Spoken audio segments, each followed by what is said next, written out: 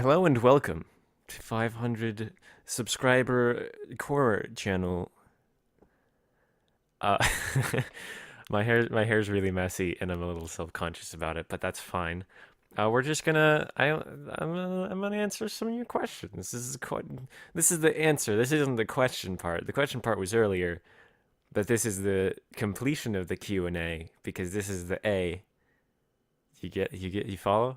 Yeah. All right.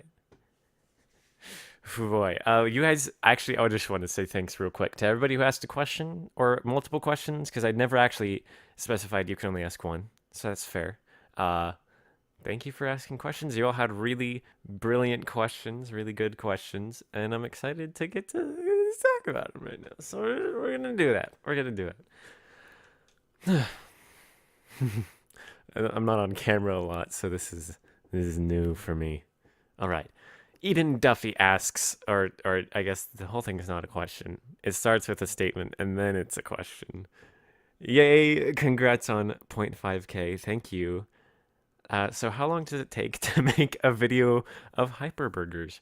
Well, ooh, this is gonna take a bit. Okay, I'm gonna try and answer this as quickly as possible, and concisely. Um, that's really hard to say. The first episode, from the moment I had my animator, Alpha Duck, on the team to the day it was released, was literally exactly a year. Um, but there was a lot of other stuff that needed to happen for the first episode that won't need to be done for the later episodes as much. For example, we went into Skype calls and did character design, which took a while, so that she could adapt all the characters into her style, because the characters underwent some changes, and the previous artists who helped me with the concept art had some different ideas. But so the characters changed, so that was part of it. We also had to make the intro sequence, which actually took that 30-second intro sequence took about as long to make as the actual rest of the 14 and a half minute episode.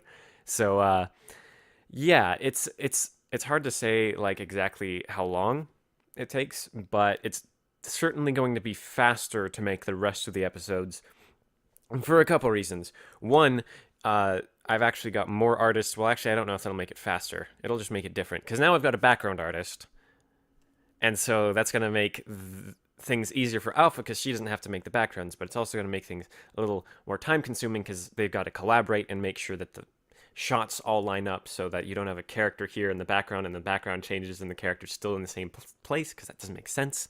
So that's gonna change things. But also, I'm working way far ahead since I don't actually do any animation while I'm waiting for Alpha and Animatrocities to animate my show. I'm working on the rest of the show. So, for example, I've already written the first season. Mostly, some of it still needs to be edited. I've already got the audio for episode 2 already completed. Actually, the episode 2 audio has been finished since before the first episode was finished, being animated. So I'm working really far ahead. I'm almost done with the audio for the next 3 episodes. Like, I am trying to make this as seamless as possible, make this go as fast as possible. I'm probably going to start writing the next season pretty soon here too. So, like, I don't know how long exactly it takes because there's a lot of factors. Um, so yeah, that's really hard to say. I don't think I really answered your question. I just threw a bunch of knowledge at you. It's coming. It's before next September. You will most likely have another episode of Hyperburgers. In fact, I might even delay the release of the next episode so that I can release the episodes really close together, like a seasonal oops, like a seasonal format, kind of like a real TV show would do, where they make them all and release them.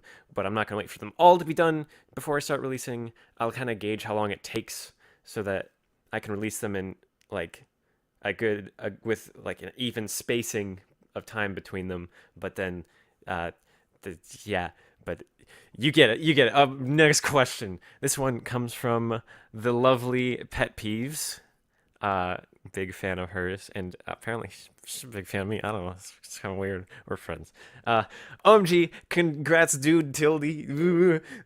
I know it's been quite the journey, and I'm so glad to be along for the ride. Got a few questions for you. All right, here we go.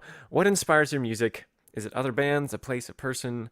Um, Definitely other bands. If you've looked through any of my covers, you'll notice that a lot of it is just three bands. Um, Jars of Clay, specifically their lead singer John Foreman, does a lot of solo stuff as well. He's a big inspiration to me, as well as Dan Hasseltine from Jars of Clay and Relient K. Like those three bands are just the reason why I love music. I want to make music like them.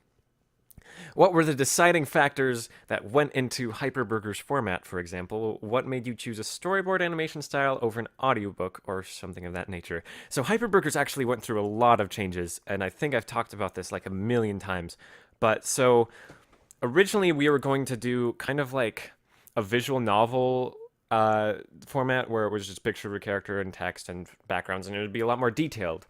But as Alpha was drawing the first episode, she didn't feel like that was going to capture the essence of these very buoyant and bouncy characters, especially like SM33 and Pony. Like there's so much energy put into them that just having still images, she just didn't like it. So without me knowing, she storyboarded the first half of the first episode, first 7 minutes, all in one sitting, and then showed it to me just to see what I would say. And I was like, okay, well, you've already done half of it. For that reason, also the reason that I love it, let's go with this. Because I really would love to have the whole series fully animated, but that's just not doable. Like in a reasonable amount of time, unless I could somehow manage magically get a full animation team.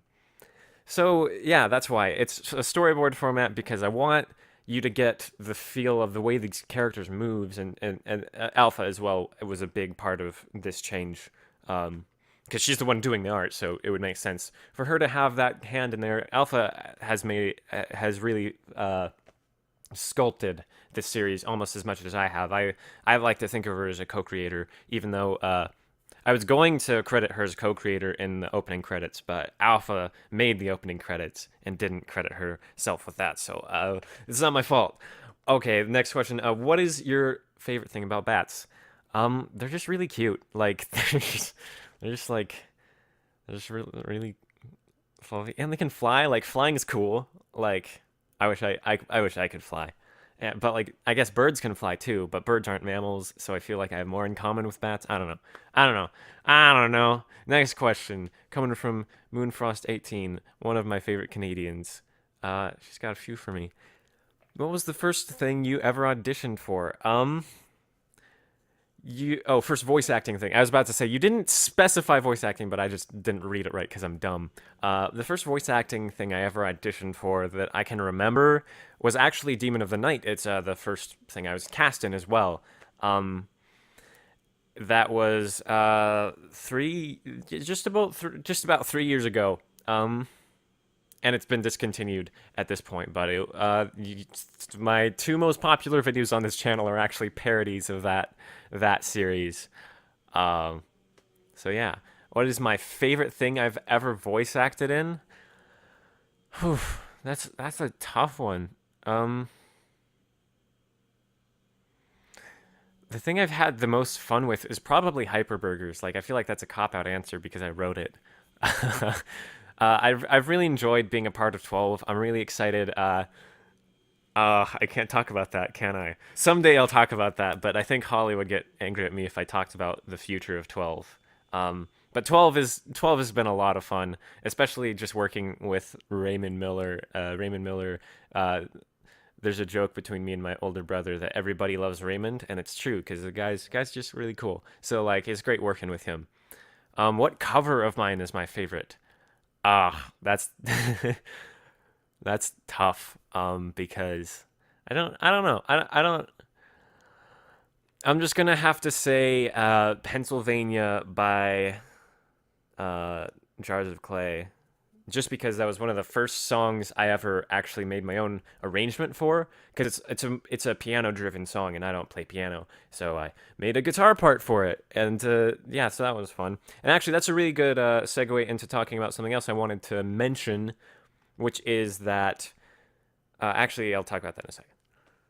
After I answer one of Randy My Do Stuff's questions, because that's also related. Uh, his first question is super deep. What do you want to do in life? I see a bunch of voice acting and music stuff, so would you want to go in that direction, or do you have something else planned?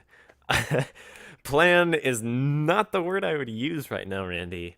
I don't know what's going on. Um, Voice acting, well, acting in general, acting and writing and directing, like all of those, like storytelling and music are my two passions. And if I could have any kind of job in either, even if it's stage acting or like on film or voice acting, like any of those things, I would love to do, as well as being a musician or writing.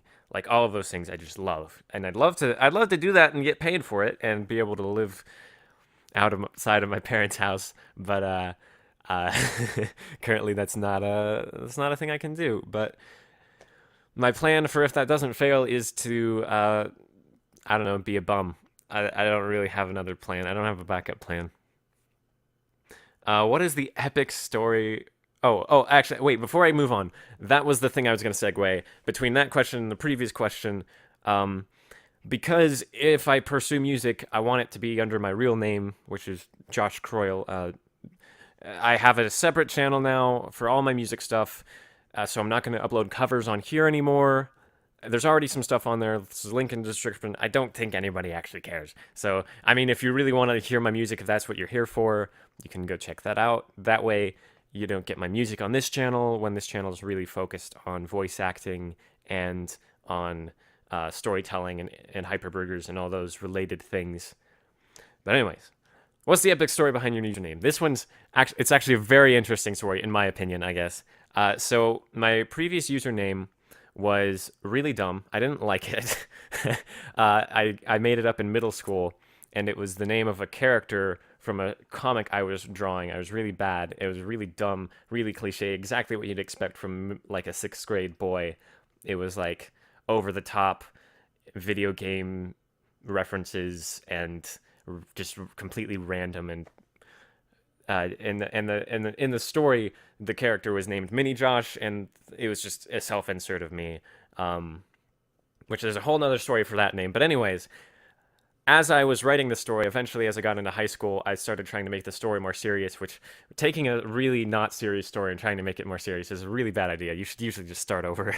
But I had this character who was like this ex machina. Like he'd always come in and like when Mini Josh and friends couldn't quite get everything done, he'd kind of come in and save them. And then eventually the whole like reveal was going to be that this character was Mini Josh from the future, from a different like timeline, and he went back in time so that his time, basically future Trunks, if anyone's familiar with Dragon Ball, except Baby Trunks was middle school instead of. But anyways, and the character's name was Core, and it came from it was a derivative from the word courage, or the French word for heart.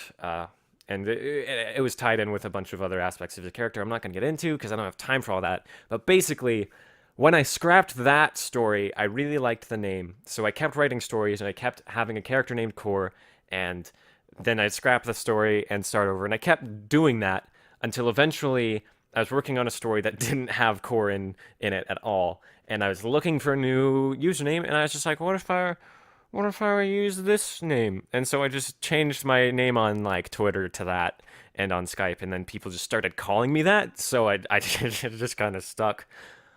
But then I later realized how ironic it was that, or not, I guess not ironic, but it just was kind of interesting to me that when I was in middle school, I was under this username of Mini Josh, and I had a character named Core who was me as older, and like basically who I aspired to be, and now I am Core in the future, and so that's kind of weird.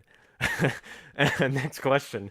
What would you do if Danny DeVito actually offered to voice Imp in your 12 parodies?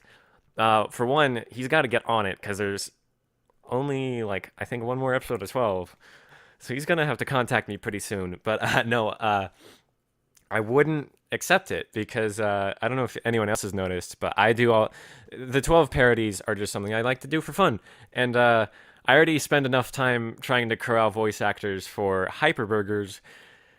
So with my parodies, I always just voice everything myself because it's easier and it's kind of fun actually. So I don't think I would accept Danny DeVito's help purely just because I already do all the voices, so I don't need him. Um, Also, the it's a really obscure joke, the Danny DeVito joke. The joke there is before 12 came out, I actually auditioned for Imp, and my take on the character was a lot similar to Danny DeVito. I think that's Danny DeVito in Hercules, and or is that David DeVito? I always get them mixed up. It's Danny DeVito in Hercules, I think, and so then the running joke was that became the joke because my my my imp sounded like Danny DeVito, and I voiced imp in my parodies. So that was. Anyways, from Zach Waterman, I have a question. Would you like to work with me on a massive project? And I do mean massive. Well, I will take your word for it on how massive that project is, Zach Waterman. I'm not gonna make any promises. If you can give me some material, like I'll be honest, if you ever say this to a voice actor, they will stalk you as much as they can. I've looked through your YouTube channel, I've tried to find you on Twitter and like other places, and I haven't found you anywhere. And so I haven't been able to figure out what this project. I'll need more information, is what I'm saying. I do a lot of other things, and I can't just promise everybody who comments on a video, hey, be in my project, that I'll want to be in their project, because I don't want to waste your time by being in your project and then I'm not going to do anything because I don't want to be in your project and I'm not interested in your project. So if you could give me some more information on your project, then I'll think about it. I'll check it out. But until then, I can't make any promises. All right. Well, this has been the 500 sub special Q&A. I'm Cora. Actually, before I go, I'm trying to find something to do with this channel. Because Hyperburgers takes a long time, and I want to have something that you guys can enjoy a lot. I'm trying to figure out some kind of podcast or other type of thing. Maybe go back to Story Corners. I don't know. But keep an eye out because I've got more planned. I don't have plans. I've got more that I want to do that I haven't planned yet, but I'm going to be planning. So just keep an eye out for that. See you guys on the flip side.